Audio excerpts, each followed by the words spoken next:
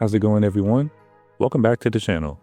Today, we're going to be taking a look at the most iconic and visually stunning animated series that Cartoon Network ever created, Samurai Jack.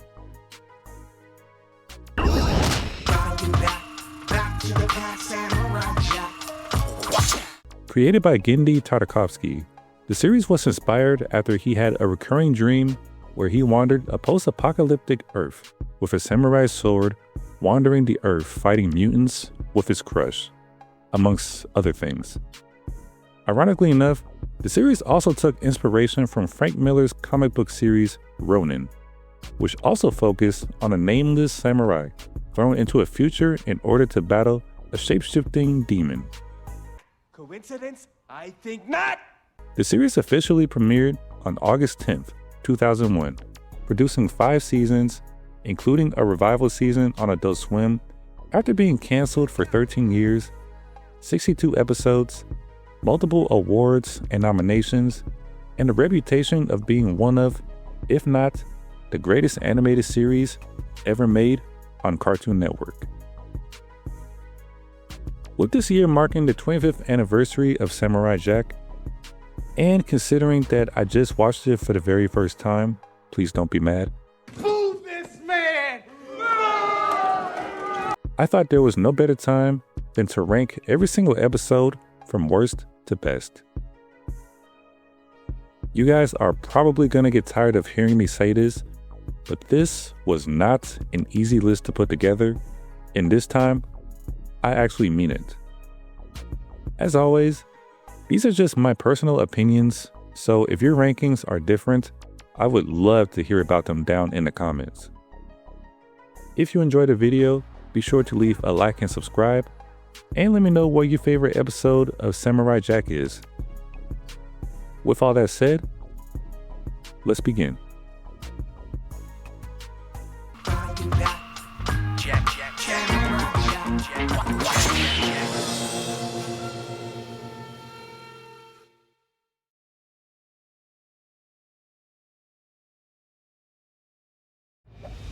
Insubordinate fool! No one attacks Aku's minions! Destroy him! This is one of the strongest opening episodes that I've ever seen in an animated series. It creates a fan-favorite hero, an iconic villain, and a unique world, while we're also about to be transitioned to another unique world thousands of years into the future, where everything is ruled by Aku. Plenty of episodes will surpass this one due to its creativity or its emotional depth, or both, but none of them would exist without this story. Do not worry, Samurai. You will see me again. But next time you will not be so fortunate.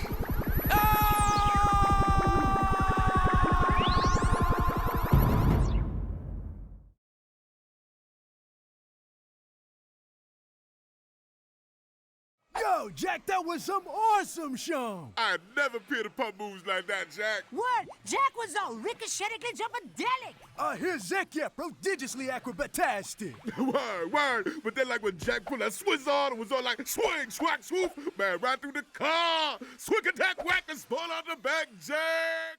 As of right now, this is one of the most important episodes in the series, as it establishes Jack's new identity, the futuristic world under Aku, and the loneliness per se in Jack, as he realizes that he is now trapped in a world that no longer belongs to him.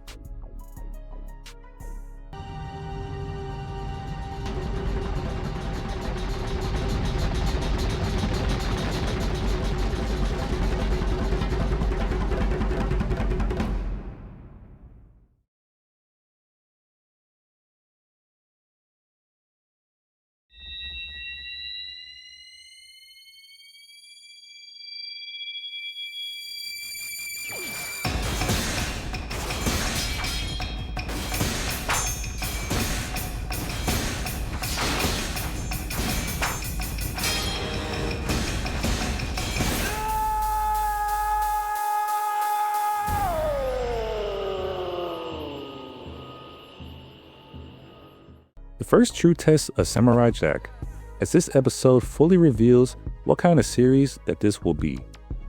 From beginning to end, we are given incredible action, some strong visual storytelling, and the first clash between Jack and Aku's world. And if Jack wants any chance of returning home, he must prove that the skills he spent his entire life training for is enough to survive. No, there is no escape.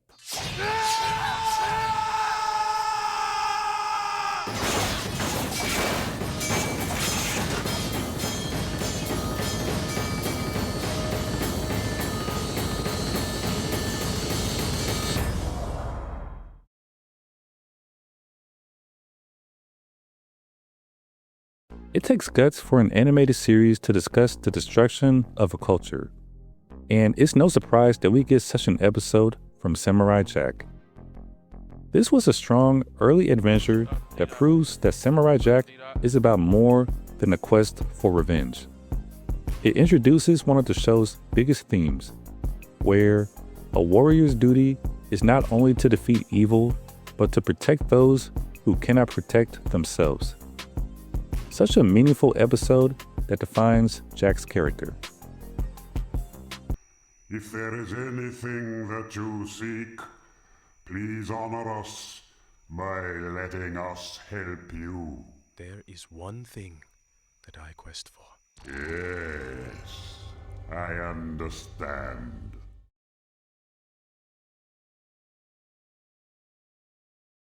This episode reinforces the idea that Jack is not just trying to save himself. Instead, he risks his only chance at traveling back in time to save strangers. And the ending is the most important moment to prove that point, when the scientists' lives are threatened. He would rather remain trapped in the future than allow innocent people to die. A samurai fighting robots in outer space sounds like it normally shouldn't work on paper, but here in Samurai Jack is where that crazy idea works, as we're given one of the most visually unique fights in the series.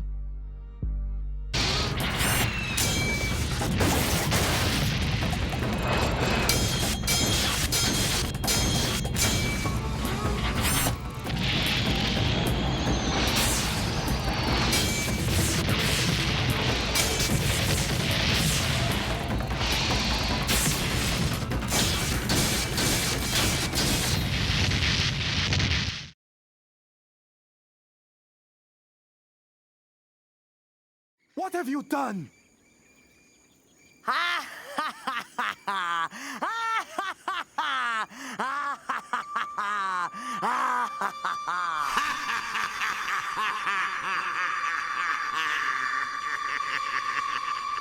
Ikra? No, fool! It is I, Aku. Up until now, Jack has consistently been one of, if not, the smartest person in every episode. Here, that changes as Aku manipulates him by exploiting his greatest strength, his compassion. So he creates someone who needs help, making this not only Aku's first victory against Jack since he's been in the future, but his most clever victory as well. This episode delivers one of the show's best surprises, even though it's not that hard to figure out when you pay attention to the subtle clues that the episode gives you. I feel like if I had watched this episode when I was younger, it probably would have got me, but even I wouldn't be that oblivious. You combine that with this beautiful desert atmosphere, and this becomes one of Season 1's strongest adventures. Your time on this miserable Aku-infested land continues.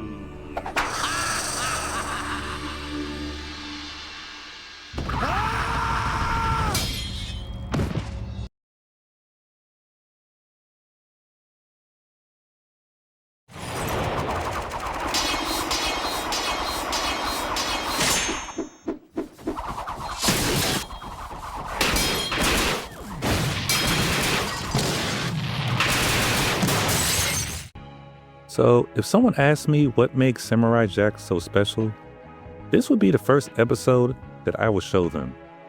This is one of, if not, the best episode in the series, and that's including both Cartoon Network and Adult Swim's version of the show, as it has everything that makes it great. Minimal dialogue, gorgeous cinematography, being able to tell a story with the environment itself, philosophy involving martial arts, character development, and an ending built entirely around morality than anything else. Some people may find the pacing to be slow, but that's a personal problem to the viewer, not to the show. This episode contains one of the most important moments in Jack's entire journey. He finally reaches an object capable of granting his greatest wish for the first time, and actually succeeded, then willingly gives it up because the well is evil. Returning home isn't worth condemning someone else to the same curse, so he'd rather remain trapped forever than allow anyone innocent to suffer.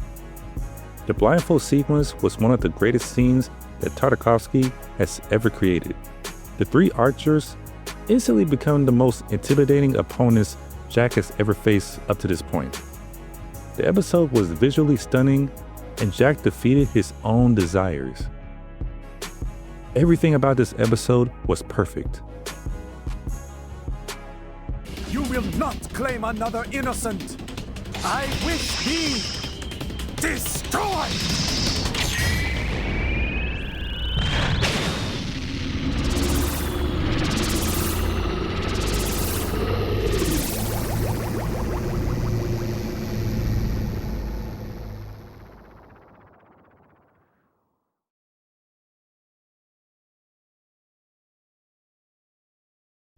I like the idea that the main theme of this episode is merely Jack versus himself. It gives the episode a different kind of weight, as Jack is known for being disciplined, patient, and controlling of his emotions, as we get to see a copy of Jack, but with opposite traits. The best part of the episode is the ending, when he defeats Mad Jack by refusing to feed into him. Once he recognizes that he is a reflection of his own rage, the fight is already over. Jack vs. Mad Jack was a really good episode because it turns his own anger into an enemy and proves that the greatest weapon that anyone can have when you're literally facing yourself is discipline. Also, whoever sampled Quincy Jones when Jack walked into the bar, I love you.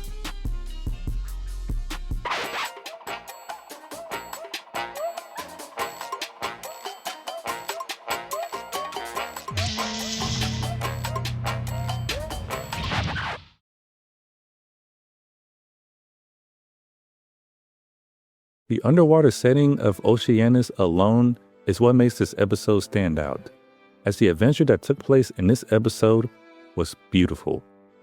Other than that, that's about all that this episode really has going for itself. Aku proves once again that he can't be trusted, the Triceroquins make it up to Jack by rescuing him, and Jack finally wounds Aku for the first time in the future, earning his first victory. But that's just about it. It's still a good episode, but let's face it, this is Samurai Jack we're talking about here. All of these episodes are automatically good.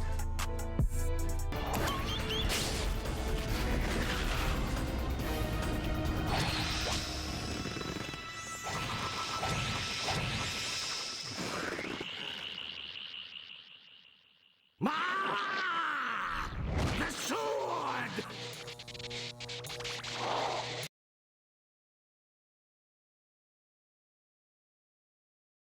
So I know we need the series to continue on after the first season, but did the gangsters really think they were helping Jack at the end of the episode? Besides the way in which the episode ended, I love that the series traded in the vibes of a dystopian future or a 1920s crime movie style, and Jack battling the elemental guardians was a nice touch as well. It's very interesting seeing how far Jack is willing to go to get Aku, even if it means using the art of deception himself.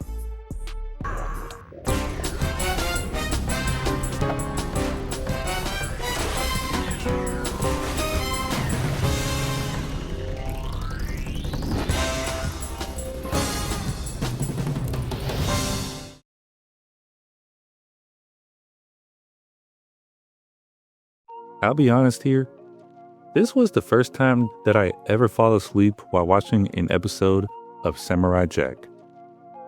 It's basically Aku telling fairy tale stories to children, but with Jack as the villain in every story. I did like the idea, however, of the ending, that no matter how ridiculous Aku portrays Jack in his stories, the children ignore the propaganda and imagine the day that Jack finally defeats him, keeping the hope alive for the series. And with one mighty blow,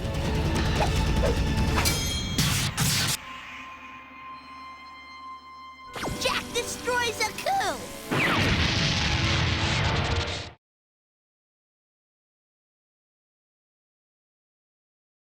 This to me was one of the most important episodes of the series, as it not only gives Jack an ability that he continually uses throughout the remainder of the series, but it also comes with a message that every setback can become preparation.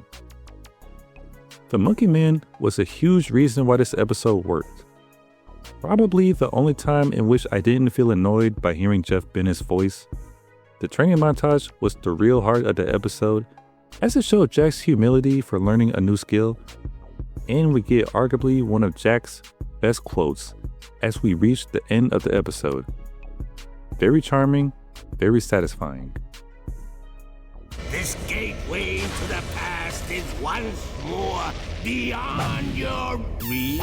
You can fly? No. Jump good.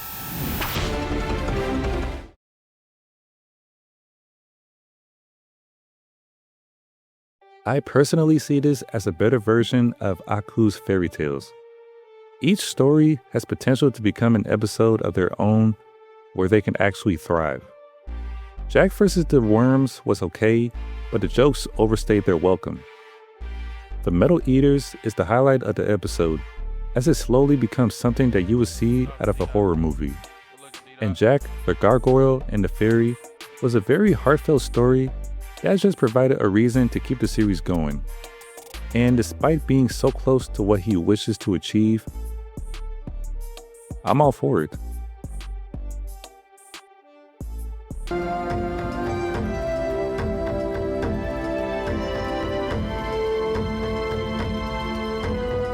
wish we were free.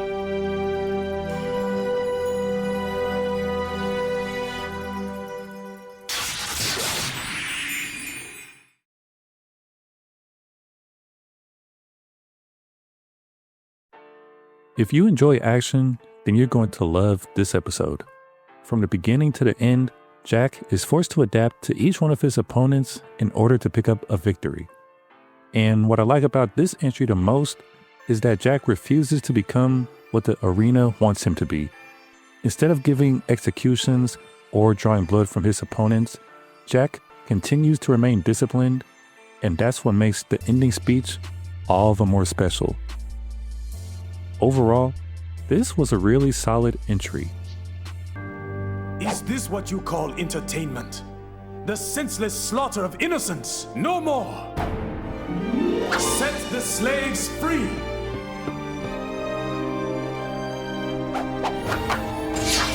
Set them free!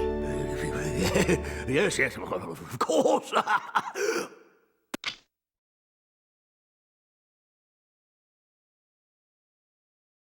I'd have to say that this was a good follow-up to one of the best characters in Samurai Jack, with the Scotsman's wife stealing the episode.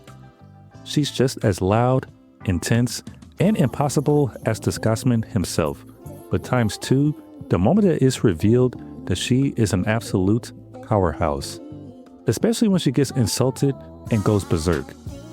That was the biggest moment of the episode for me.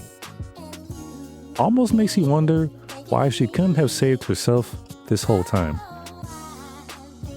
But regardless, this was a worthy sequel and one of the funniest episodes of Season 2. Seems we must find an alternate way out. Why? This doorway is so very small and your wife is so very... What?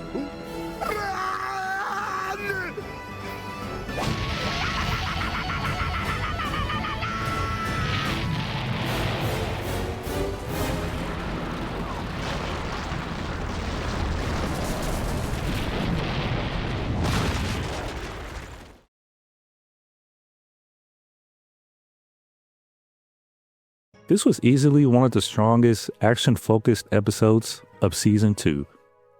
I personally love the idea that Jack is now forced to face powerful opponents that actually offer him a defeat, because that'll just make him come back better than ever. The scenes with the power gauntlet were easily the best parts of the episode, but the prayer he made to his ancestors to make his sword more empowered tipped the scale even further. It does feel convenient, however, so as a way to balance everything out, I look at it like this. Even though Jack is by himself, as long as he stays true to himself, then he will never be alone.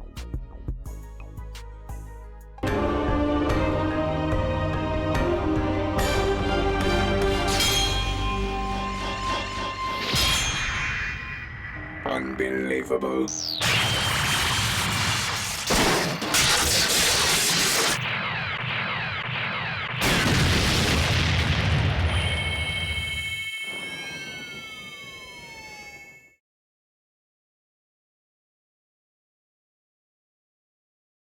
I'm starting to notice a theme that whenever there's an episode that offers little to no dialogue and excels at telling a story visually, those are often considered the best episodes of the series. This episode was truly heartbreaking as we get to see so much of what Jack lost before Aku came about. His parents, his friends, his dreams, a peaceful childhood. He lost everything, and that explains why he keeps fighting.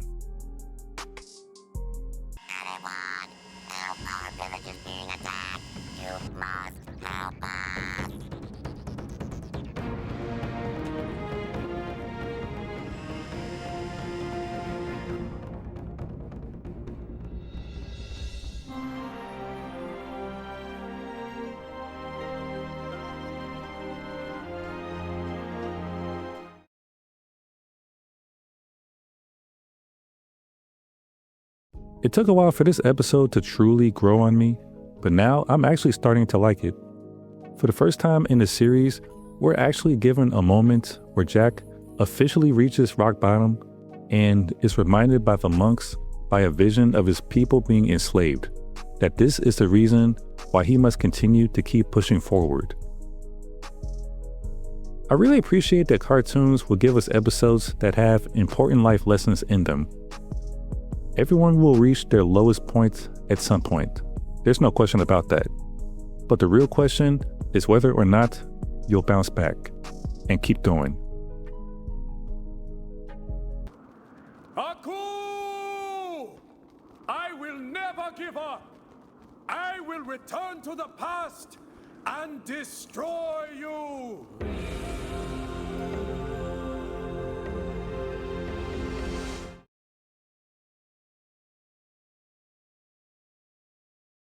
This is probably my pick for the worst episode of Samurai Jack.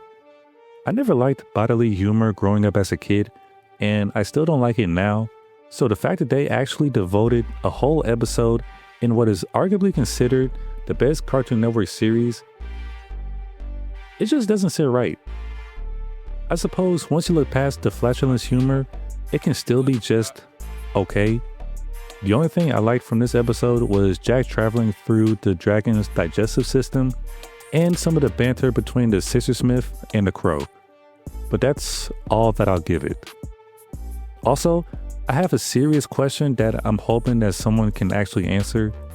Is the dragon female with a very deep voice, or is it a male that is able to asexually reproduce?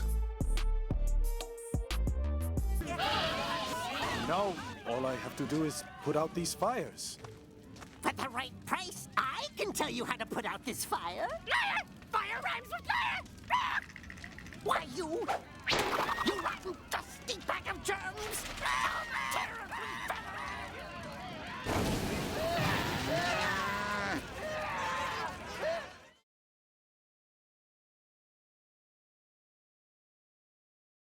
I think when it comes to the various different antagonists that we are greeted within this series, the Imakanas are up there when it comes to my favorites amongst them all.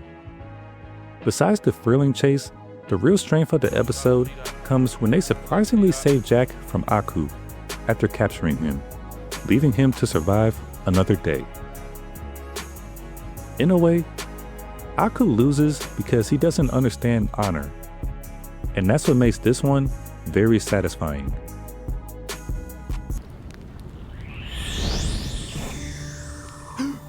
You have given us the greatest hunt. You have earned your freedom. It is our way, the Imekandi way.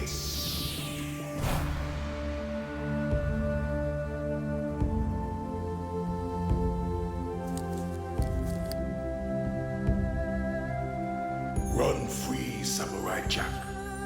Run free.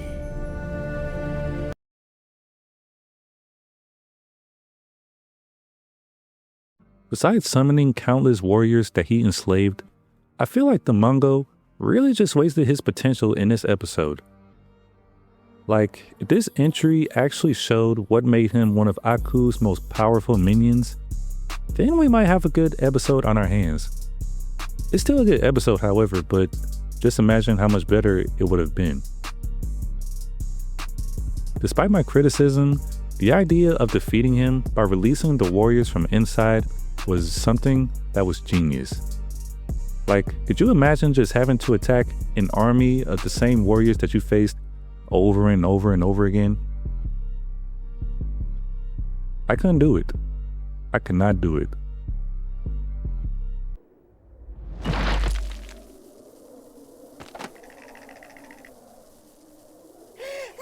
My essence! Where is all my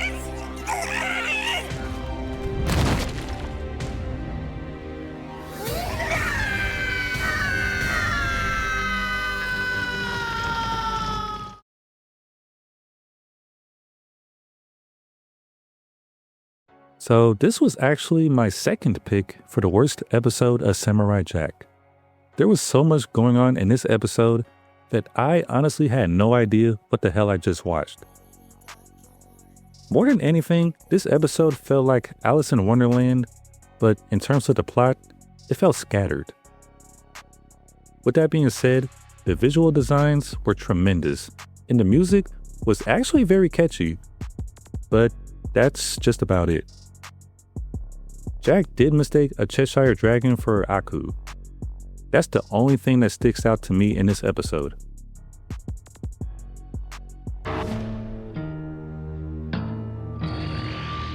Aku!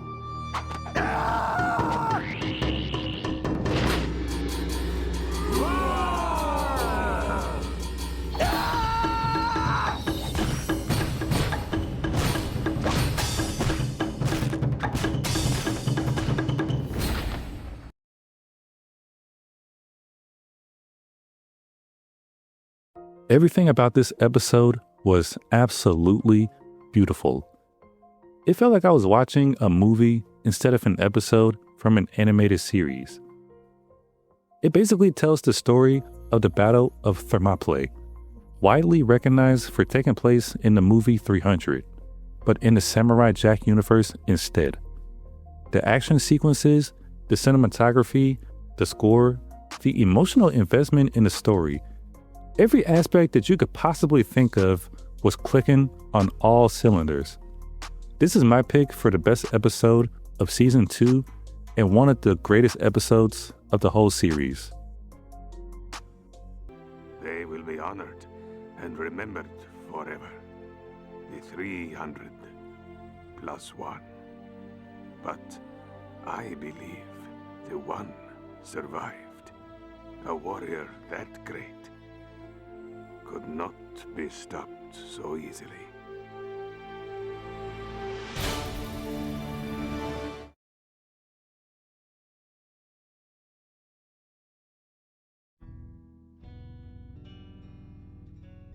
When it comes to season finales, I will gladly take this one over Aku's fairy tales from season 1.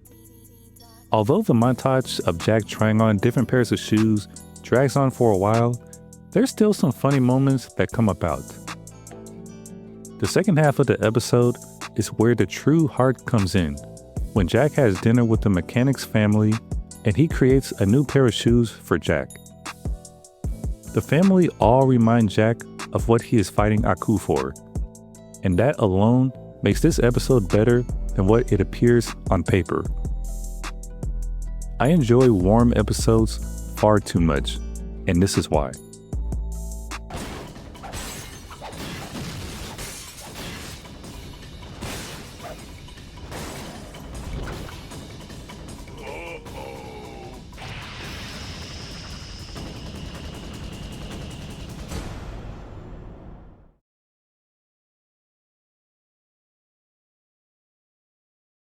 I'd be lying if I said that this wasn't one of my personal favorite episodes in the series.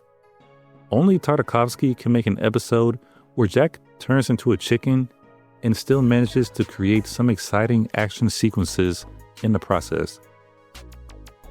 It's basically a lesser version of Jack in the Smackback from season 2. I personally would have liked it if there was a little more backstory for the cranky wizard, or at least have Cacciatore treat Chicken Jack much better. I really wanted him to have that lasagna in this episode. Even still, this was a funny way to open up season 3, but we all know where funny episodes usually go in Samurai Jack. Ah, you're back. What'll it be? The chicken, right? No! No chicken! I mean, no thank you. Actually, I would like to try the shrimp today instead.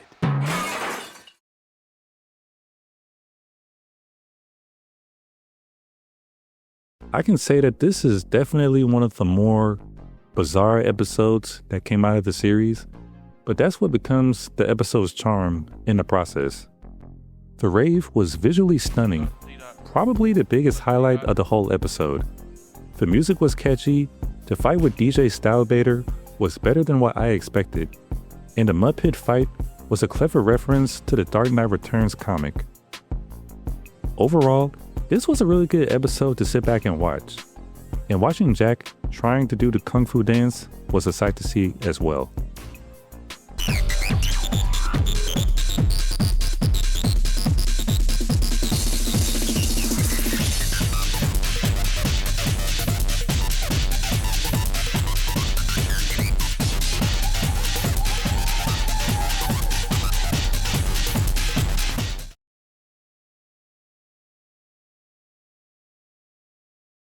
If you're a fan of Westerns, I can almost guarantee that you're going to catch every single cliche that comes on screen before you even know it. The best parts of the episode have got to be the scenes that involve both Clinch and Josephine in it. Those two were the real stars of the show, as Jack was more passive than anything else. The aesthetic of the Western environment was just right. The beats surprisingly had me bopping my head as soon as the episode started. The animation and the train fights were creative, and Jack continues to surprise me with just how smart he is as he patiently waits for the greed of the bounty hunters to lead to their downfall. No pun intended. Zeke! Sugar plum? Maybe I was a mite hasty. Court says 150 feet, woman. 150 feet.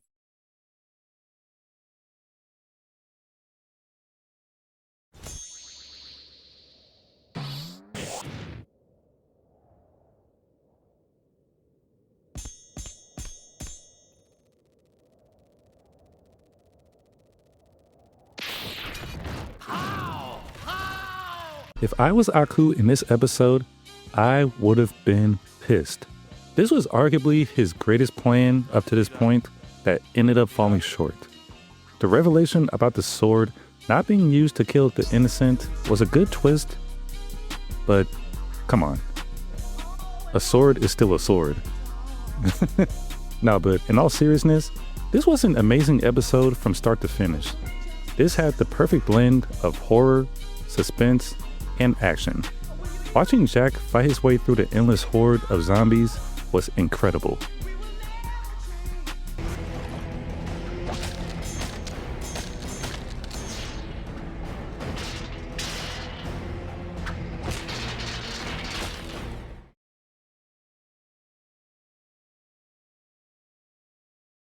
If an actual god has to help Jack defeat his enemies in an episode, then you know that he has some excellent threats on his hands.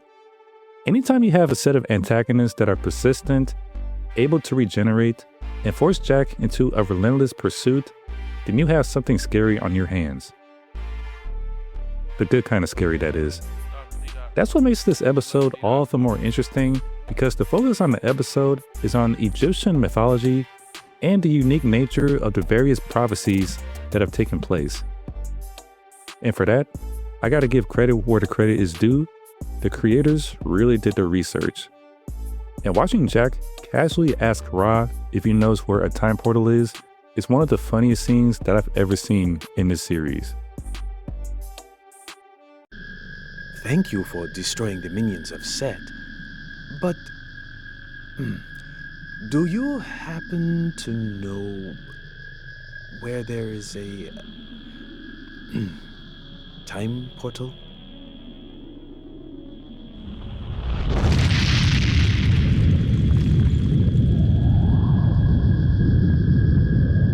Guess not.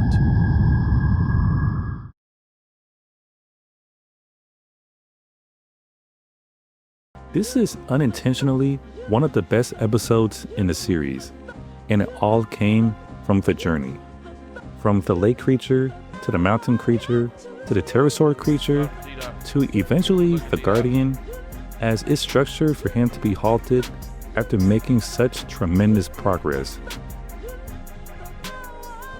The battle with the Guardian instantly made me sad because he was beaten to the point that we've never seen him like this before, and he was so close to actually reaching his goal. But the real highlight of the episode is what happens after the portal shows a vision of an older version of Jack. Although this isn't as accurate as Adult Swim's version of Samurai Jack, it's still a powerful image that silently tells us that his journey isn't close to being over.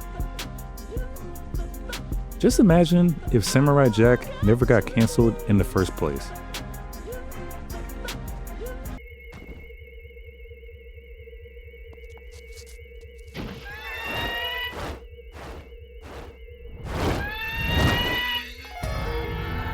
You can't use it yet, Samurai Jack.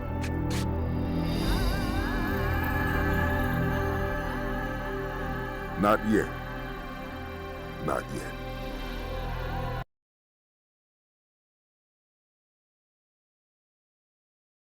Despite being one of the lesser episodes in the series, this one in particular is more heartfelt, even though it shows signs that it could be uneven at times. Jack's frustration throughout this episode is completely understandable, especially when the creature ends up eating the crystal that could have sent him back home. But I see this as a moment for Jack to learn patience and appreciation. Watching the creature transform into a giant monster to save Jack was the biggest takeaway from this episode, as his compassion eventually led to their friendship being repaired.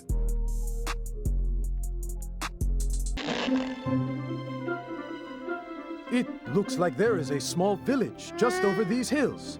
We might find a warm meal and some shelter.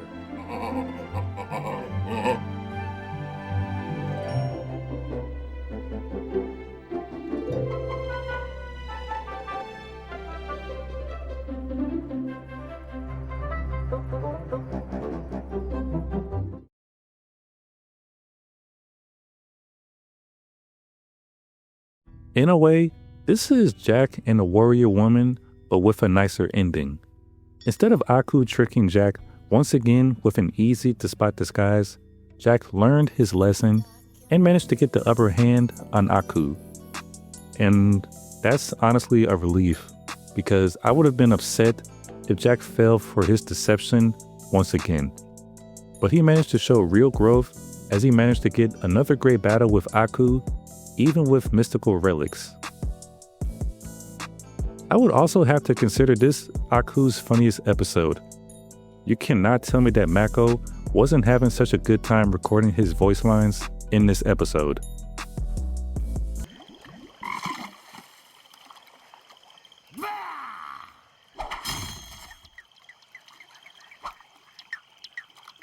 Run, you cowardly shadow, for you know your destruction is at hand.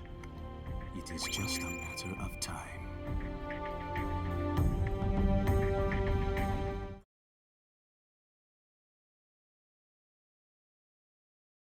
This was one of the boldest and creepiest episodes that I've ever seen out of Samurai Jack. Jack has had his fair share of facing demons during his time in the future, but facing off against an evil entity from something that's exactly out of a Japanese horror movie, not so much. Visually, this episode was striking as the art style was terrific, especially during the ending fight scene. And bless Jack in his heart. You end up saving a little girl's family after just meeting her from a demon. Perfect. Just perfect.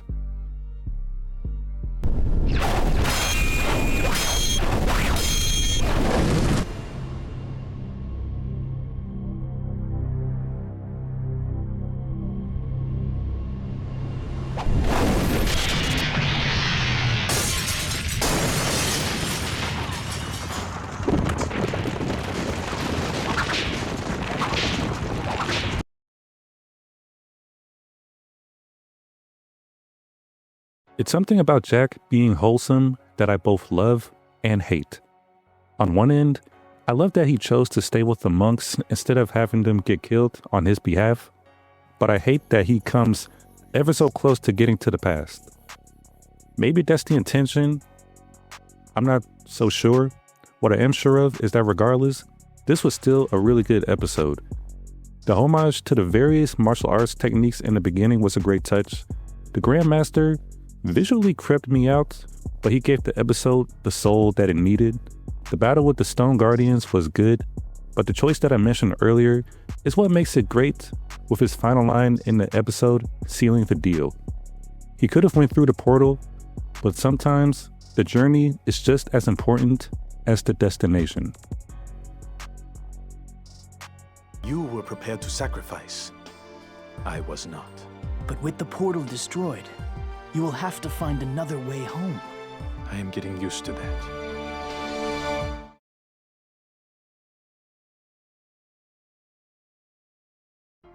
Now, prior to me finally sitting down and watching Samurai Jack, I always thought to myself, how did Aku really come about? If you told me that the Emperor, the father of Jack, was the one responsible for unintentionally creating the demon and causing so much destruction in the land, I would never have believed you. And this is just a little fragment that crashed onto Earth. Just imagine if the whole entity landed instead. On second thought, never mind. I don't want to know. This episode was a perfect definition of a tragedy. Every frame feels epic, every scene builds dread, and every moment expands upon the creativity of the series.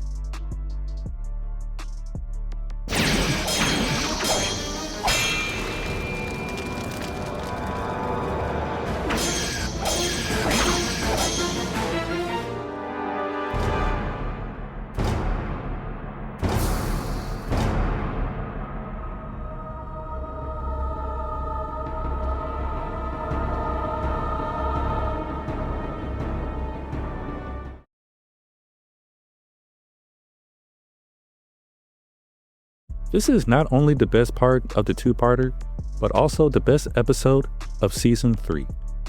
It delivers the origin of the magic sword that was inherited into Jack's family, arguably the greatest battle of the series so far, and it introduces Jack's destiny long before he was already born, as the Emperor prepares the next generation for the evil that is set to come. Easily one of the greatest episodes of Samurai Jack.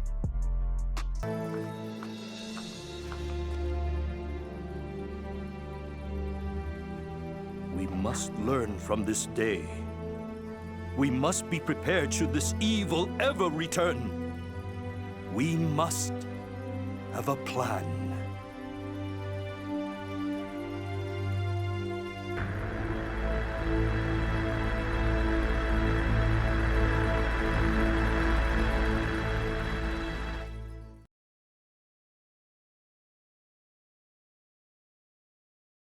I thought that this episode was pretty solid. As far as the season finales go, I have this one above Aku's fairy tales and Jack's shoes. The bickering between Jack and the thief is quite possibly the only negative that I can think of from this episode. Anything that tries to be funny and overstays their welcome can really take the life out of something. But besides that, the labyrinth itself was the real star of the episode. In the ending, where the two escape and the diamond just shatters, perfectly fits the theme of the show as Jack just keeps moving forward and the story continues.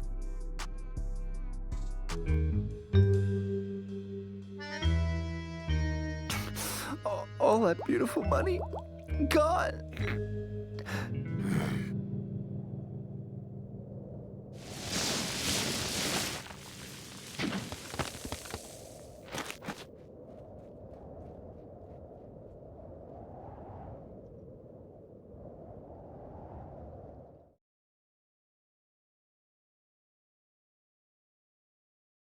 As an opener to season 4, this was an excellent choice.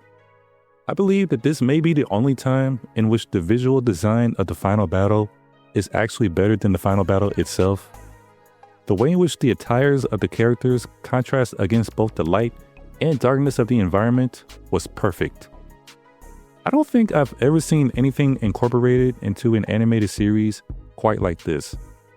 This was so good that I forgot that there were giant lobsters attacking the villagers in the first half of the episode.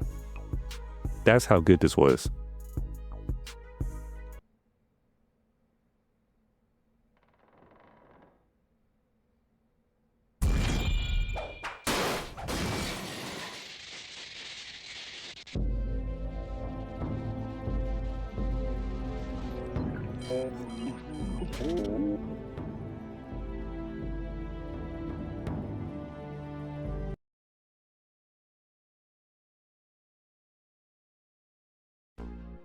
I'm a sucker for giant robot battles, so I really enjoyed this episode, probably more than the average viewer.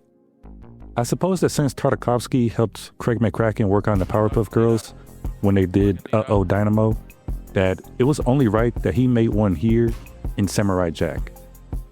Now, from a non-biased lens, it felt like it was more of a showcase that the creators paid attention to kaiju monster movies than anything else. But visually, it's still a good episode.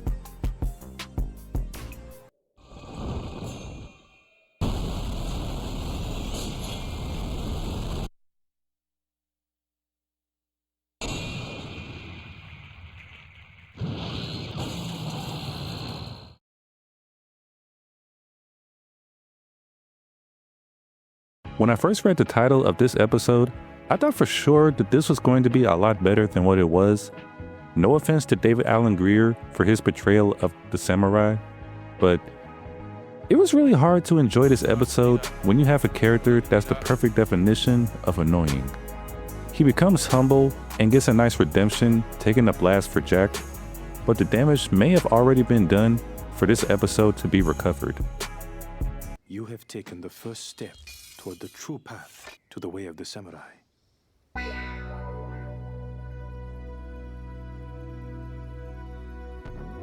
Yo, Sensei! What's the second lesson? What's tomorrow, 3 and 4? You got a videotape I can look at? Well, give me some homework, man. Should I just think positive thoughts? What's up?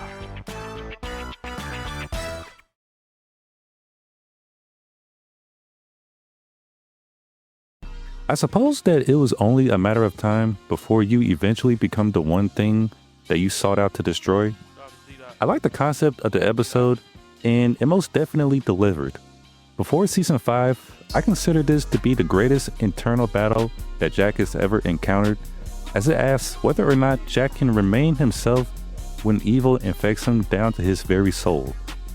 I like that we catch a glimpse of everyone that Jack has helped along his journey, as it reinforces the message of the episode that goodness is built over time, and it becomes strongest when darkness becomes overwhelming. Wield what lies within, and reclaim what is yours. break the siege of darkness.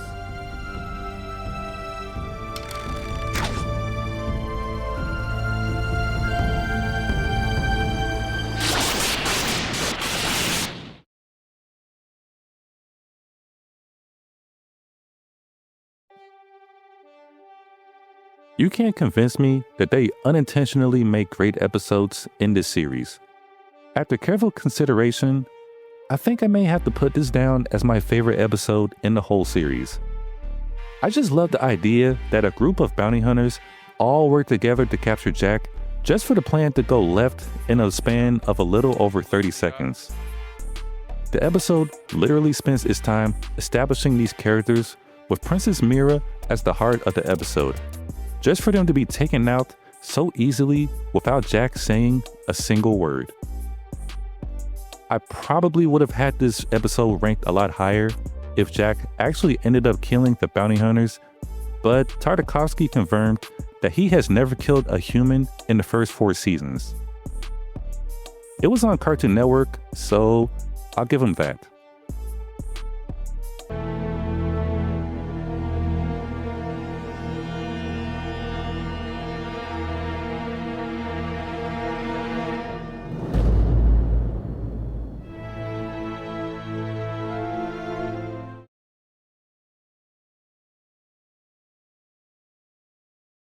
After going a whole season without the Scotsman, I feel like it was only right for him to return in a 2-parter. As the main character trying to help Jack with his amnesia, it definitely takes some getting used to compared to his secondary character role in which he excels at. Even still, the Scotsman carries the episode, and while I must say the fight in Hex Bucket was the highlight, the Tango Beast explaining how he got his life together after his encounter with Jack may just be a tad bit underrated. I chuckled a little bit during that segment. Out with it! Okay, just don't hurt me! All right, it was a few moons ago, okay? I was terrorizing this town until one night he came along and, well, we had a confrontation. He beat me, and then we started talking, and he showed me the root of my problem, that I was attacking the village to make myself feel better, to compensate for a lack of self-esteem. You're playing with me, Tango. No, it's the truth. I feel great now. I got my old job back. I'm going out more. I wash.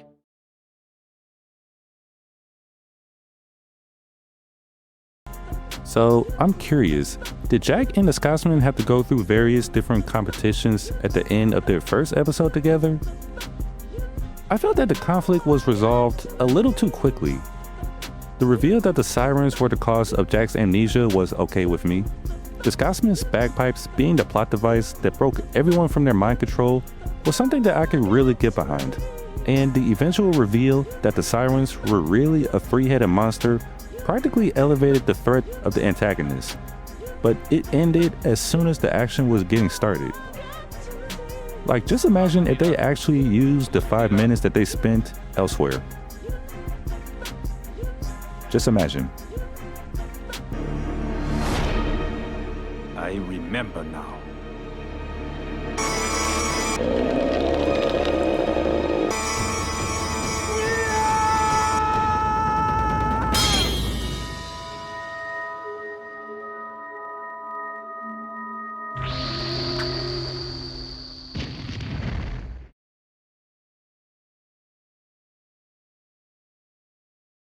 You know I watch way too much Star Wars when I could recognize all the references in this episode.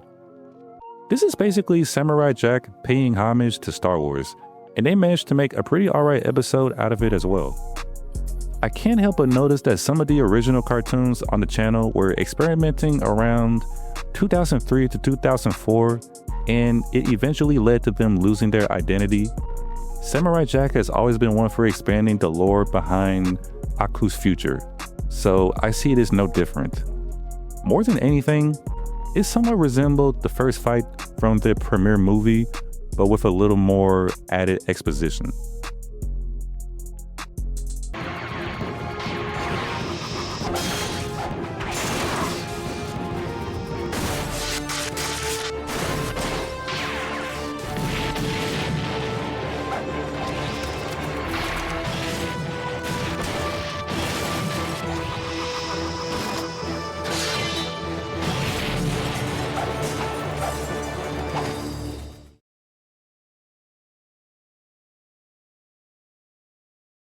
For the final fight that Jack and Aku were to have before the series was canceled, I can't help but feel a little disappointed. More than anything, on account of this episode being known for its humor and lampshading, I think this would have worked better as a season finale. The fight itself, despite being the longest confrontation the two had throughout the series, it wasn't as climactic as one would hope. This was also the last episode in which Mako, the voice actor behind Aku, provided voice lines before he sadly passed away in 2006. So to know that his last project was more playful than dramatic, it was a bit of a letdown. Yes, that's it. I'd like a large... What? Huh? Extra thick. 30 minutes, oh, it's free. Excellent!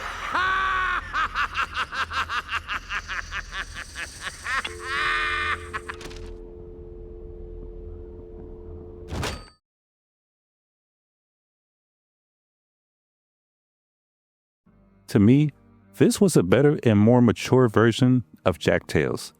Instead of having just 3 random stories put into one, we're given 4 stories with a central message in each one that dives into different temptations or obstacles that Jack has to face.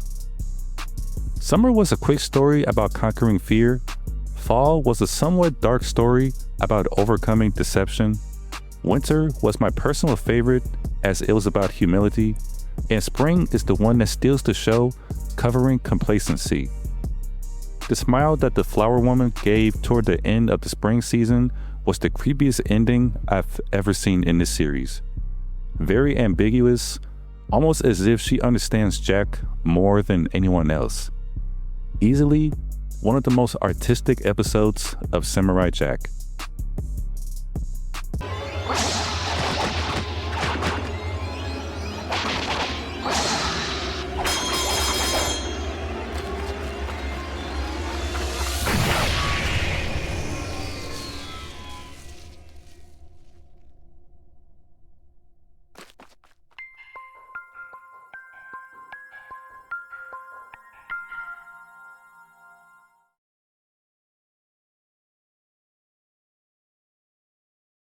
As soon as I watched this episode, I knew instantly that this was one of the greatest episodes of Samurai Jack.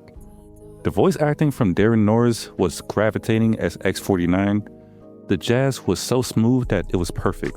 The noir-like atmosphere was unique, and the ending has got to be the saddest ending in the whole series up to this point. The fact that this episode lost an Annie Award to The Grim Adventures of Billy and Mandy absolutely doesn't make any sense. This was such a beautiful tragedy. I don't think Jack ever found Lulu. Damn.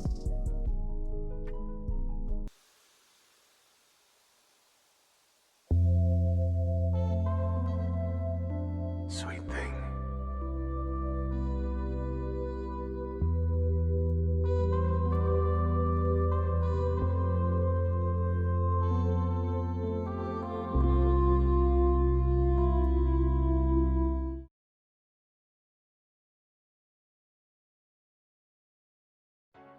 Give credit where credit is due.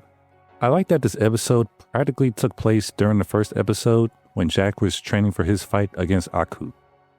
They could have just showed him in a random adventure, but we're given a chance to watch him eventually develop and learn to wield the magic sword. Even as a child, he's always been a hero. The African village is beautifully rendered, the training sequences were creative, and the culture actually feels authentic. After 4 seasons now, this feels more like a missing chapter episode rather than a standout episode. Still, it's pretty solid.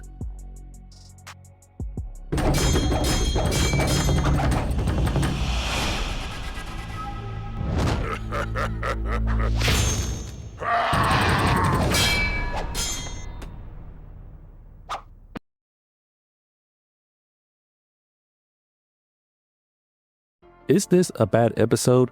No. Is this a bad episode to have as a season finale? No. Is this a bad episode to have as a season finale and eventually be cancelled? I'll let you decide. I like the parallel of Momotaro, as it was quite similar to Jack in his journey.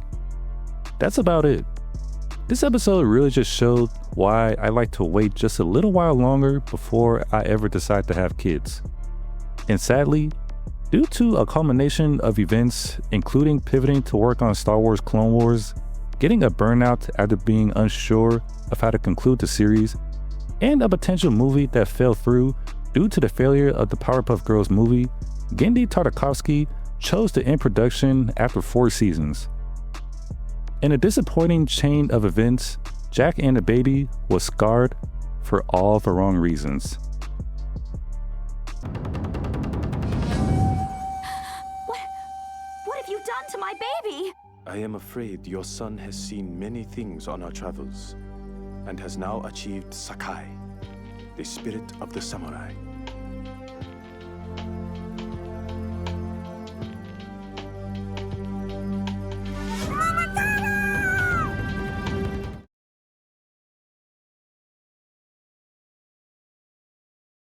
I feel somewhat ashamed for saying this, but this was my real introduction into Samurai Jack. I didn't get the chance to watch the younger Jack that was calm and optimistic on Cartoon Network. Instead, I witnessed the older, exhausted, and emotionally broken Jack that Adult Swim provided, and I still saw the greatness in this season opener. Jack lost his sword and instantly lost his identity. The daughters of Aku are introduced as victims just as much as they are villains. And the legendary Tom Kenny as Scaramouche was just what this episode needed in order to balance everything out, as he instantly becomes the funniest villain in the series. After 13 years, Tartakovsky picked right back where he left off, and he never left, making once again another great episode to add to his collection. You are 7, but now you wear the face of one. One purpose for which you were born: to kill the samurai!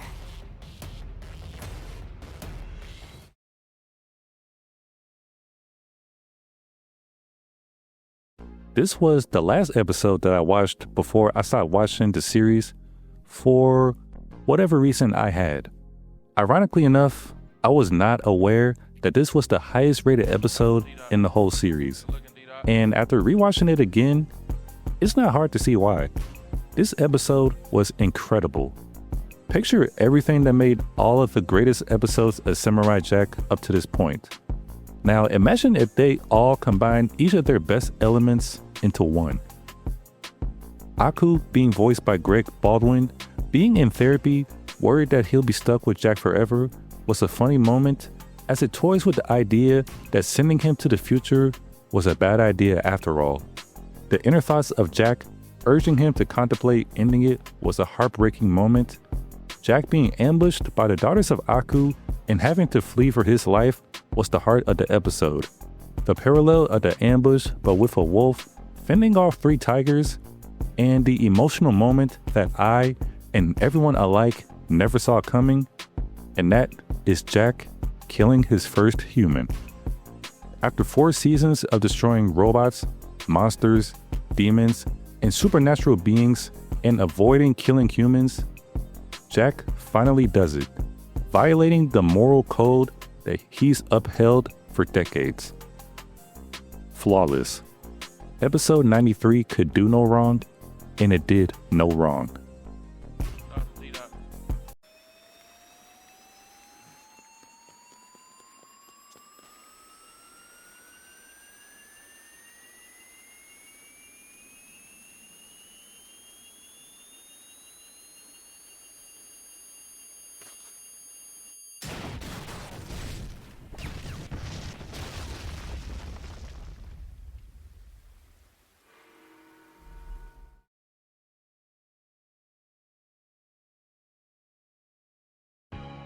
I like how in the previous episode, Jack was shocked that he killed his first human.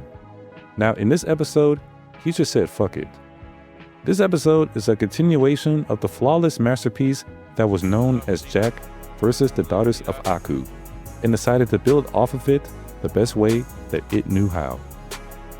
I love that the wolf from the previous episode returned and bonded with Jack, creating a moment of warmth between the two as they heal each other's wounds, feed each other, and make each other warm at night.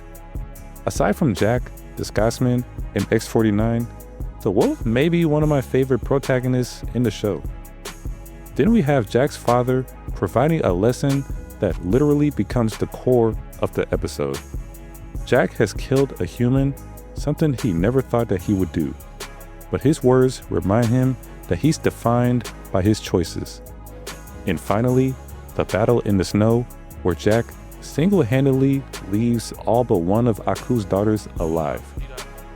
I feel like this is Samurai Jack when it's raw and unfiltered. Perhaps I was unclear. Enough words! Show yourself, samurai, so you can die! Very well. The decisions you make and the actions that follow are a reflection of who you really are.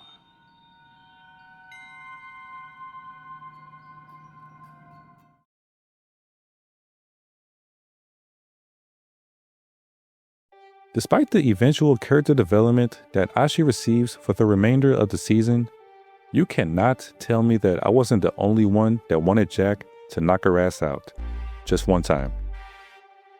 With this episode being just the beginning of Samurai Jack's greatest relationship, it takes change for Ashi to truly be her own person, as opposed to following the teachings that she's been listening to all her life. So this is really the first sign that she will slowly come around.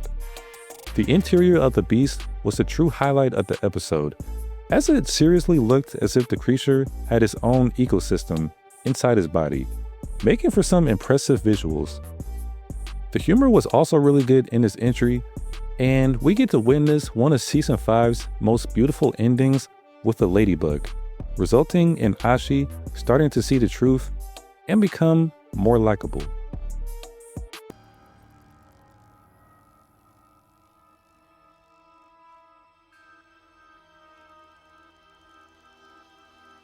Not part of Aku's order.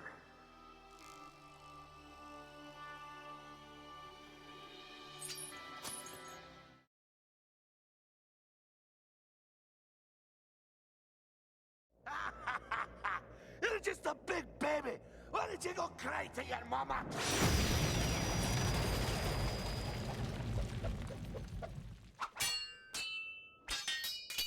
Just imagine how much funnier it would have been if the Scotsman returned while Aku was there and continued to mock him after he killed him. Besides that one major moment, not much really happens in this episode until the very end, which is still good because it offers multiple storylines to intertwine with each other. Ashi's growth, Jack being at his lowest emotional point, and the Dark Rider appearing for one more time to take him away. This entry was clearly meant to provide emotional conflict, both to the characters as well as the viewers. It is time.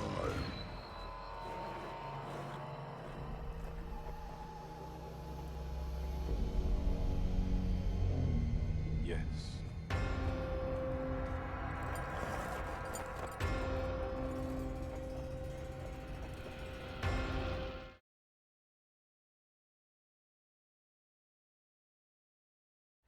We too must become one with it. We are forever grateful and ever in your service.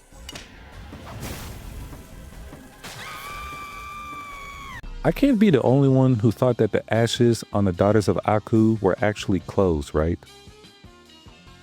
For what this episode was, I actually loved it from beginning to end.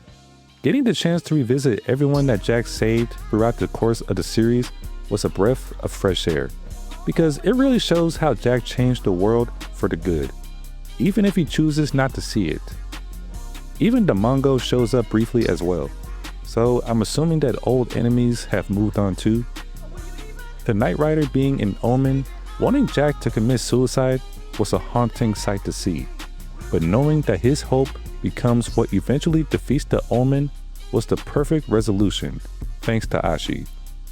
Jack spent 50 years focusing only on his failures, while Ashi spends the episode discovering his successes.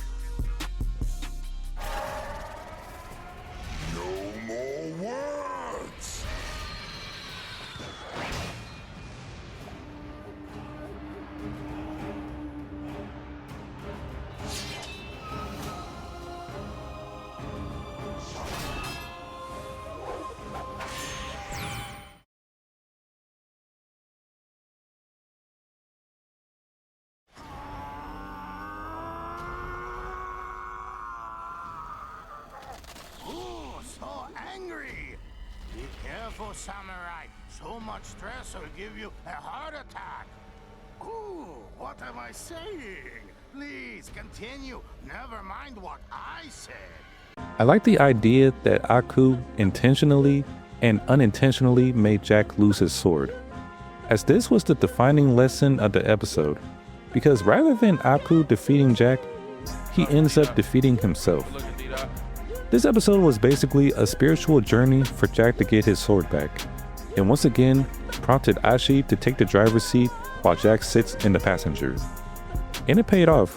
Ashi chose to not only defend an entire army, but her own mother from killing Jack. Very brutal, but it was earned. The highlight of the episode comes when he returns to his true form after ridding himself of his darker self. After 7 episodes of running, surviving, healing, and rediscovering himself, Jack is once again ready to take the fight to his greatest enemy.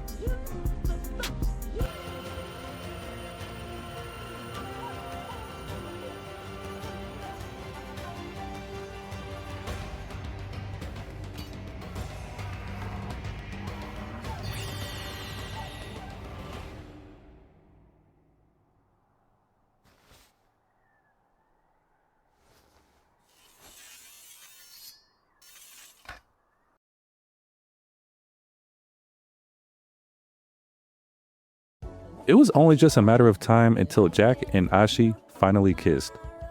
From the moment that the two were uncomfortably close on the crowded camel, to Jack throwing his gi over a naked Ashi, the writing was on the wall. It was whether or not they could still make a good Samurai Jack episode in the process. Despite being the lowest entry in Season 5, I appreciated that we've reached a point where Ashi turns from an ally to a love interest, and Jack shows that he's willing to let another person close to him again. Listening to Everybody Loves Somebody by Dean Martin was an excellent addition to the episode as well. I didn't expect it to play over Well I Am in the credits, but you know what? I'm all for it.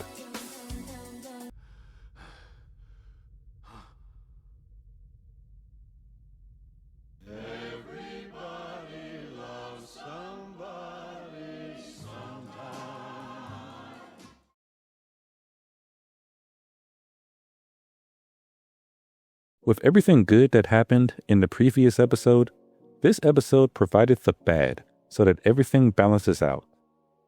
As the second from the last entry of the whole series, this comes off as the episode where all is lost, as every story in this episode has reached its lowest point. The episode revealed that Ashi is biologically the daughter of Aku. The guardian from Jack and the traveling creatures was confirmed to be killed by Aku. Ashi becomes a minion after being controlled by Aku to fight Jack, and Jack eventually lowers his sword after refusing to kill her. Instead of an external battle, Aku picks up the victory by attacking internally, as all of Jack's hope collapses in just a matter of minutes. This episode perfectly sets the stage for the series finale.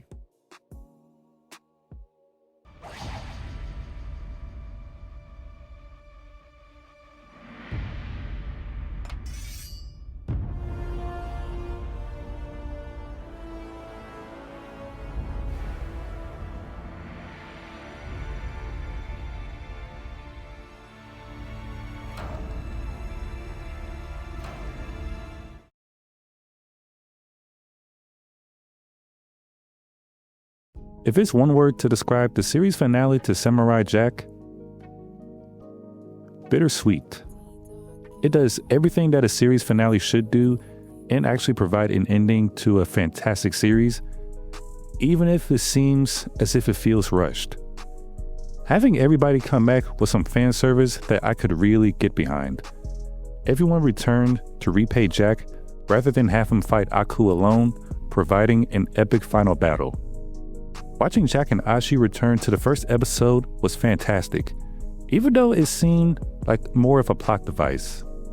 I would have loved for the final confrontation to be a little bit longer than under a minute, but after everything Jack has been through, he deserved it, and so did Aku.